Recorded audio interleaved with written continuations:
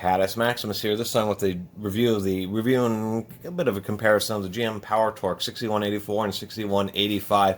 Super extended handle, straight, sealed head, reversible ratchets. 120 tooth, 24 inches or 60 centimeters on the half-inch drive, 18 inches or 46 centimeters on the 3/8 drive.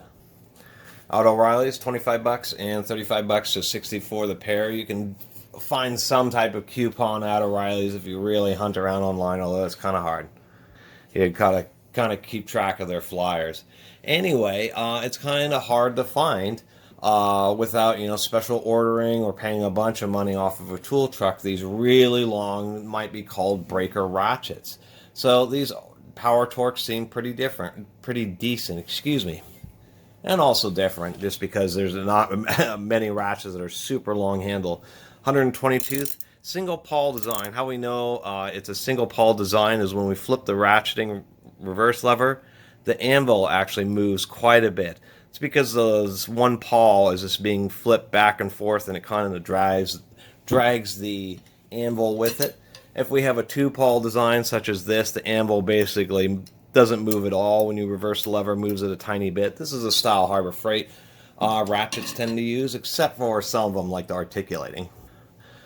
I reviewed a while ago this 12-inch long-handled Titan straight ratchet, and it's a 90 tooth, and it's the same thing. It's a single pawl design. Of course, the lever doesn't do anything.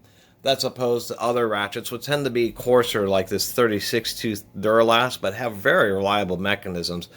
These are not floating, meaning that the actual ratcheting pawl is mechanically attached to the reversing lever. So when you operate the ratchet, the little reverse lever actually does its little ticking thing each time. Only reason I go into that is because these are held in by snap rings, and I don't think I need to take these apart, because you can just go look at the video I did of this Titan 12161.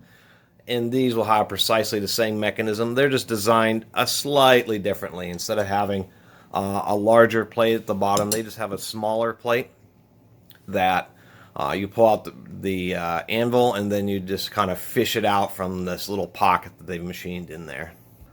And then the little pin that actually holds the ratchet pawl is what prevents the lever from falling out. The lever is flush, pretty low profile, works pretty nicely. I like that it's flush, so it's against the body of the ratchet. So when you set it on the ground or it falls, you're not risking the reverse lever from getting broken off, which can happen on a surprising number of ratchets.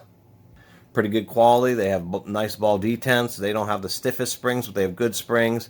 They are well stamped, so they have a lot of extension, which means they hold on to the sockets pretty well. I do like that. There's a nice solid grip, but you don't need a screwdriver to pry off the socket. So these work pretty well. They actually have pretty thick beams. I can tell that they are more rigid than, say, this Titan. I was reading some comments about this Titan, and somebody even said they had one that broke off right here at the head, and that was a bit of a concern. I don't think I mentioned as much in the review of this Titan, was that it did have a pretty thin beam. The 12-inch is nice. They made the beam really thin to really try to reduce the weight. I think that's why they did the aluminum handles. One, it kind of looks neat, but two, versus having a bunch of steel in the back, it also further reduces weight to try to make it about the same mass as a standard length ratchet. But I do feel the flex in this Titan, and there's a lot less in this PowerTorque. The PowerTorque is significantly thicker, but the PowerTorque is still, I think, engineered within the limits. If you really look at tests of professional ratchets, 3/8 ratchets, professional ones will fail from 250 to 300 foot-pounds. Good ones, it's really not the ratchet mechanism that blows out. It's the anvil square actually just twists or shears off. On good quality half-inch drive, it can be much more, in the range of 700, 800 foot-pounds. It's surprising. And so even though you feel a little flex in these PowerTorques, they're pretty well balanced. But what I was noticing is that there is another brand which is a bit cheaper. I think you can get these online for maybe $30 to $50, depending on where you order from and cost of shipping. Is Tekton makes quick release versions of the same thing, 18-inch and 24-inch 3/8 and half-inch drive long handle ratchets. They're just quick release, and they don't have as good a ratchet mechanism, being a two-pawl design, just not as many teeth engaging. And one of the other things that because of that mechanism, Tekton made the head extra tall to give it extra engagement. And if we compare against, say, the PowerTorque, we can see that the PowerTorque is significantly lower profile. But on the other side of the point, and it's more obvious on these half-inch drive ones, if we look at the beam thickness, these are both advertised as chrome vanadium, and the tecton's like 10%.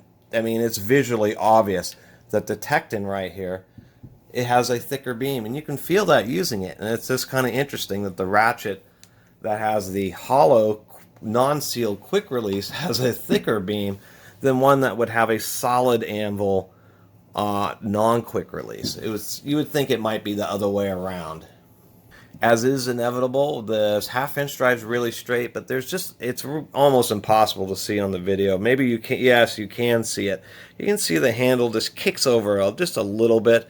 That's only on this 3/8, but it's something that you accept when you're trying to make a forged ratchet that's a 1.5 foot long piece of steel. It's real hard to get it perfectly straight. I'm surprised the half-inch came out so well, but if that's the kind of thing that annoys you when you hold a ratchet and you see that the handle just has just a little bit of a bend in it, one, you can always put it in a press and put a little bit of force on it and bend it straight. That's an option. Or just try to pick one out on the shelf that comes already straight enough for you.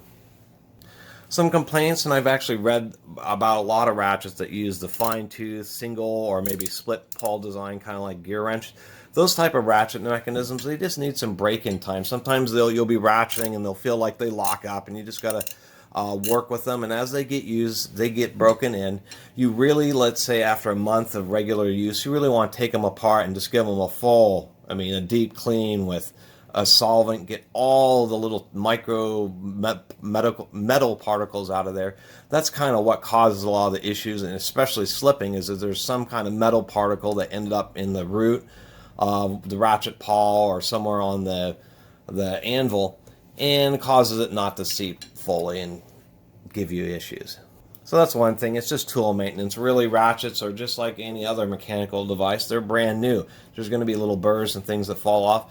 And really, you're supposed to take them apart and after their break-in period, just like a car engine, and give them a good cleaning. And that way, you cleaned out all the the little bits of metal that really are going to want to fall off early, and then you should get more reliable operation out of them. So anyway, for O'Reilly's and being able to deal with the warranty, in a walk-in situation instead of having to mail it around, it's definitely hard to find, and these things definitely look pretty decent, and they have handles that are I think are thick enough for the job, and a decent sealed head mechanism. I think these are fairly righteous, as long as they really hold up and just don't prove to be horribly unreliable with the mechanism. And so far I've only had these for a little while. They've worked out great, and I really do just like how the ball detent feels. They're really just a nice ratchet. And having these breaker ratchets is always handy because you can just grab them, put on the socket, break the bolt, and get it out of there. If you're going to buy one, I would just get this 2 foot long half-inch drive and use it to break lug nuts. Pretty much use it as your breaker bar. I mean, why would you put a 2 foot long handle on a ratchet anyway? I mean, you get awesome reach and you get awesome leverage. Word of warning, I've seen this. People get real used to using these, breaking their bolts, and then they go to put bolts back in with these. Remember, when you're reinstalling bolts, choke up on these ratchets. Otherwise, you're going to blow out a lot of threads. I mean, it's going to be real hard for you to feel the amount of torque you're putting on, especially like on a 3/8, 18 inches, or using a more normal size ratchet. But I will give you that warning. Lots of times, old bolts will be stuck, and they'll take a lot of torque to get them out of there, but that is the torque to break an old, stuck bolt is far less than what it would normally be torqued to. And I've just seen that so many times where people are I'm just going to torque it down some, and the head of the bolt just twists off. Anyway, that was my review of these little ratchets, or pretty long ratchets. I really appreciate everybody watching and subscribing, and if you haven't subscribed, please do. Until next time, Catus Maximus out.